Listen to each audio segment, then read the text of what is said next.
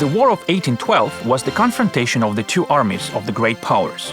Russian army was based on recruitment. Soldiers had participated in the wars with Napoleon before and had reasonable combat experience. The army was dispersed along the border, and part of it had just finished the war with the Turks and was returning from the Danube. Some were still fighting in the Caucasus. Strength: effective light and irregular cavalry, unity and tenacity of infantrymen. Weaknesses: disagreements both at the headquarters and between the commander-in-chief and the emperor.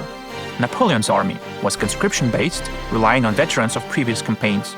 French made up half, the rest were soldiers of vassal or defeated countries. Strengths: Napoleon's commanding talent, well-organized staff, numerical superiority, feeling of invincibility. But generals and marshals were often inferior to Bonaparte in talent and initiative.